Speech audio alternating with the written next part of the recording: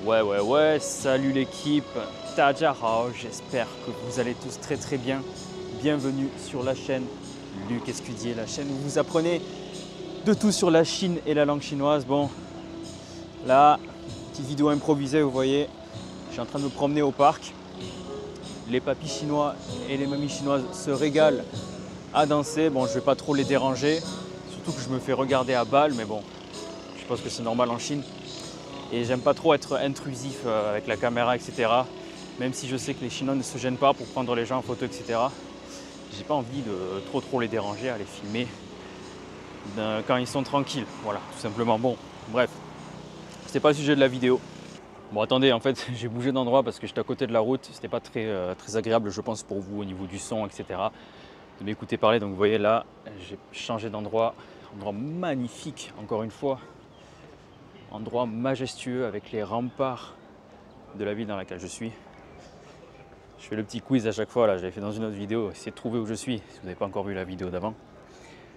C'est magnifique, vous voyez, se balader là dans un endroit comme ça, tranquillement, c'est le régal. La Chine, c'est le régal. Donc ouais, je voulais vous parler de quoi aujourd'hui? D'une anecdote personnelle qui m'était arrivée, à laquelle vous pouvez peut-être vous référer. C'est la fois où j'ai failli totalement abandonner le mandarin. Et ça après peut-être quelques mois, ouais, juste un an après avoir commencé à apprendre le mandarin. Là, ça fait 6 ans que j'apprends la langue. Et j'en suis arrivé à un niveau plus que correct. 我现在住在中国. Bon, je vous spoil pas où c'est que j'habite. Et ouais, j'ai failli en fait ne jamais atteindre tout ça. Quand j'ai commencé à apprendre le mandarin, c'était 2018-2019, donc il y a 6 ans de cela. Et arrive à ce moment-là, si vous vous en rappelez, le Covid-19, tout le monde est confiné. Et donc les cours sont annulés. Pendant plusieurs mois, ils sont annulés. Après, c'est en visio, etc. Mais il y a au tout début du Covid, si vous vous rappelez, vraiment plusieurs mois où il ne se passe plus rien du tout. Et donc, ouais, vous avez ça, le Covid. Attendez, je vais me poser, ça va être plus simple. Ça va me permettre de rafraîchir ma mémoire plus facilement. En même temps, je vais vous montrer un peu là. Vous voyez, je suis au bord des remparts. C'est magnifique. Beaucoup de personnes qui se baladent, vous voyez. Là, on est lundi. Je sais pas si c'est les vacances en Chine, on est quoi? Ouais, lundi en Chine, très agréable comme vous voyez. Tous les gens qui se baladent et tout, bonne température, les familles. Bref, tout se passe pour le mieux. Et donc ouais, je vous disais, début du Covid, tout le monde est confiné. Et là, il y avait deux types de cas en général. Dites-moi si vous vous référencez dans l'un des deux. C'était soit, c'était vraiment la déprime. C'était vraiment, les gens en fait n'arrivaient plus à se projeter. Ils n'arrivaient plus à savoir qu'est-ce qu'ils allaient faire après. Les cours étaient annulés, on ne pouvait plus travailler, on était enfermés, on ne pouvait plus voir nos potes, etc. Et ça a vraiment mis un coup au moral à beaucoup de personnes. Ça les a vraiment limite détruites. Premier cas. Et deuxième cas, c'était vraiment des personnes, je pense que c'est des cas plus minoritaires. Et c'était mon cas, c'était vraiment, ok, donc là, je fais une pause dans ma vie. Je regarde qu'est-ce qui va pas dans ma vie, comment je peux m'améliorer pour que, en sortant de ce confinement, je sois vraiment en bombe, je sois vraiment déter et je sois vraiment là à commencer à faire quelque chose de ma vie. Parce qu'à ce moment-là, en fait, vous l'avez vu peut-être dans une autre vidéo, je me considérais un peu comme un déchet. Maintenant, enfin, quand j'y repense dans le passé, je me dis putain, j'étais un putain de déchet. Bien sûr, à ce moment-là, je me considérais pas comme tel non plus, on ne va pas abuser. Mais quand je vois l'évolution que j'ai eue maintenant par rapport à avant, c'est comme ça que je me considérais. Bref, revenons à l'histoire. Donc j'avais commencé à apprendre le mandarin au début parce que voilà, de base j'aimais bien la culture chinoise, j'aimais bien la culture asiatique en général on va dire. Je ne vais pas vous mentir et vous dire que oui, j'étais un passionné du XIIe siècle en Chine, machin. Quand j'étais petit, non, pas se mentir, c'était les mangas. J'aime beaucoup les mangas, les animés, machin. J'ai commencé comme beaucoup. Oh, avec la poubelle, qu'est-ce qu'elle fait avec la poubelle derrière là? Bref, ça vous fait un petit décor derrière. Et donc voilà, j'ai commencé avec ça, Dragon Ball, One Piece, bref. Le parcours de beaucoup de personnes qui étaient jeunes, peut-être c'était votre cas, bref. Et donc voilà, j'étais allé au Japon, j'avais kiffé et tout. Bon, c'était bien d'un point de vue culturel. Mais est-ce que ça en valait vraiment la peine de commencer à apprendre une langue aussi difficile que le mandarin? Alors que la motivation de base, c'est ça. Parce que je me suis intéressé au Japon, puis après je me suis intéressé à tout ce qui était autour. Putain, fait du bruit, je vais bouger. 没问题，没问题，这是中国文化. Parler super fort et s'en battre les couilles des gens qui sont à côté, mais c'est pas grave. Moi-même, je suis en train de parler, peut-être que je dérange d'autres personnes. Bref, ce n'est pas grave. Et donc, qu'est-ce que je vous disais? Oui, intéressé par la culture, mais ce n'était pas une raison suffisante pour, je pense, apprendre une langue et apprendre des milliers de caractères, passer du temps sur ça. Surtout qu'à l'époque, je pensais que c'était hyper difficile d'apprendre le mandarin. En plus de ça, il y avait une autre raison qui avait fait que j'avais appris le chinois plutôt qu'une autre langue. Et quand j'y repense, j'ai envie de m'insulter. Peut-être que vous aurez envie de m'insulter. C'est juste que j'avais une copine chinoise, en plus je l'ai quittée très peu de temps après. Et c'était l'une des raisons aussi pour laquelle j'ai commencé à apprendre. C'est vraiment une raison de cuck, c'est vraiment une raison de simple. Quand j'y repense, ça me dégoûte, mais bref. C'est comme ça, on finit par évoluer dans la vie. Qu'est-ce que vous voulez? Et donc voilà, j'en suis là et je me dis putain, mais en fait, pourquoi j'apprends le chinois? En fait, tu peux apprécier une culture sans forcément t'infliger la souffrance d'apprendre des milliers de caractères pendant des mois. Tu n'as plus de raison en fait d'apprendre au final. Est-ce que tu veux vraiment habiter dans ce pays, etc. etc. Bon, c'est peut-être pas la meilleure chose à faire. Et là, je me dis, bon, Luc, pose-toi, là, tu as 2 mois, tu peux te poser, plusieurs mois, et tu peux te dire, ok, est-ce que c'est vraiment ce que tu veux faire? Et je me dis, ok, le chinois, il y a plusieurs raisons de l'apprendre, ce n'est pas juste une question de culture. D'un point de vue professionnel, c'est vraiment quelque chose d'exceptionnel d'apprendre le mandarin.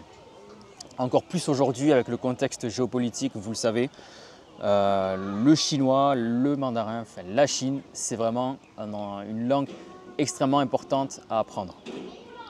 Vous avez l'anglais, bien sûr, qui est la langue universelle, mais maintenant, on peut plus se démarquer avec l'anglais. La plupart des gens, ils parlent anglais, on ne va pas se mentir. Le français, à part si vous voulez rester habiter en France, ça ne sert à rien concrètement. Et donc, je me suis dit, ok, premier point, le professionnel. Hyper important, le professionnel. Voilà, avoir un avantage sur le CV. Voilà, ça, je me suis dit, ça peut être un extrême avantage. À côté de ça, je faisais des études donc, de LEA, langue étrangère appliquée. Ces études, malgré le fait que je pense que le mandarin peut être plus développé dans cette filiale, il y a quand même des choses utiles.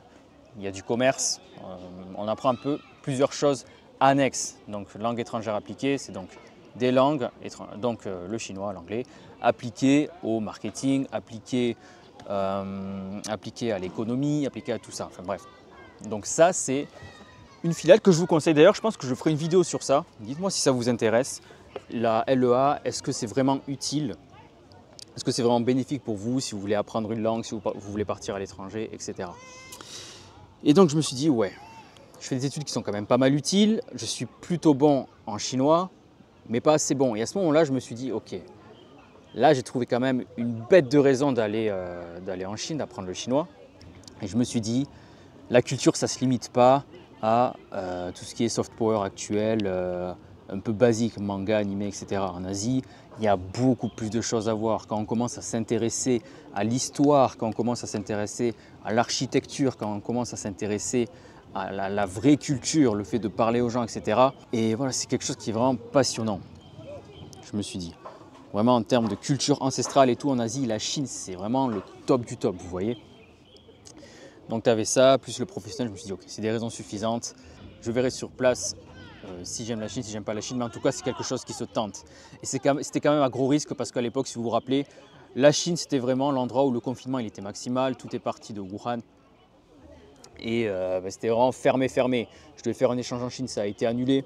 C'était vraiment le moment où j'étais à 2 doigts de craquer, de me dire, vas-y, le chinois, balèque, le chinois, Wopuguan, je fais autre chose, je reste en France et tranquille. Et ce moment, je m'en suis aussi servi pour vraiment... Oh. Elle va attaquer le chien ou quoi? Le chien s'embrouille, je ne sais pas ce qui se passe. Et donc voilà, à ce moment-là, je me considérais comme un déchet. Je me suis dit, je vais utiliser ces mois pour me créer une ambition, pour me créer un parcours, pour me créer un futur. Parce que je suis persuadé que pour être heureux dans la vie, il faut pouvoir se projeter dans le futur et ensuite mettre en place des actions dans le présent pour atteindre ce futur qui peut être fort appréciable. Et donc c'est voilà, là à ce moment-là, Ça a beaucoup changé ma vie, mon mood a beaucoup changé, je suis devenu beaucoup plus heureux à ce moment-là. J'ai commencé à apprendre le chinois très sérieusement, mais ce qui a été très important aussi, c'est que j'ai développé à ce moment-là mes propres méthodes pour apprendre le mandarin, des méthodes qui fonctionnent réellement, qui sont efficaces, parce que je déteste perdre du temps. Et aussi, j'avais pas tant de temps que ça, j'avais que quelques mois avant que le confinement se termine. Bon, je ne savais pas à ce moment-là à quel moment il allait se terminer. Et donc là, vraiment, boum, le niveau de chinois, il est boosté. J'arrive en L3 de LEA, je déglingue les examens. À côté, je me dis, ok, comment je vais pouvoir partir en Chine? J'ai cherché des alternatives. Ok, là, je fais une licence de commerce. Ok, je rejoins une école de commerce qui est assez bien réputée, où c'est facile d'aller à l'étranger. Je rejoins cette école de commerce, je passe les concours et parce que j'ai la vision, parce que je sais que je veux cet objectif, je déglingue les concours, je finis dans cette école de commerce. Et là où je suis, allez, bon. Je vais spoiler, tant pis, il n'y aura pas de concours pour savoir dans quelle ville je suis. Je suis actuellement à Suzhou, vous voyez, une ville en Chine qui est magnifique. J'ai fait mes études ici, je suis resté en Chine pendant 1 an, je suis resté à Taïwan pendant 1 an. J'ai kiffé ma vie, je suis beaucoup plus heureux dans ma vie. J'ai arrêté d'être un putain de cible, donc c'est magnifique, vous voyez. Et tout ça, c'est parce que j'ai trouvé une vraie raison pour laquelle apprendre le chinois. Et ce que je veux vous dire à travers cette anecdote et à travers cette vidéo, c'est que peu importe quels sont vos rêves, quels sont vos objectifs, si vous vous en donnez les moyens, vous pouvez y arriver. Et si votre rêve, c'est par rapport au mandarin, par rapport au chinois, ne vous dites jamais que c'est une langue impossible à apprendre. Ne vous dites jamais que vous ne pourrez jamais venir en Chine, que ça va être trop difficile, que c'est une langue qui sera trop difficile à apprendre, que c'est inaccessible pour vous parce que vous êtes en France, parce que c'est totalement faux. Pourquoi je fais toutes ces vidéos, pourquoi j'ai une école de chinois en ligne, etc. C'est aussi pour que vous aussi, si vous avez le même rêve que moi, de partir en Asie, de partir habiter en Asie, de découvrir une culture, même pas forcément habiter ici, si vous voulez juste voyager, kiffer votre vie, découvrir voilà, une nouvelle culture, même travailler ici si vous voulez. Je fais tout pour que vous puissiez réussir. Voilà, c'était mon message principal. Et voilà, et donc là, où c'est que j'en suis? Donc ça, vous voyez, je vous ai dit, c'était en 2020, donc il y avait le Covid. Aujourd'hui, on est en 2025, donc c'est un travail de patience.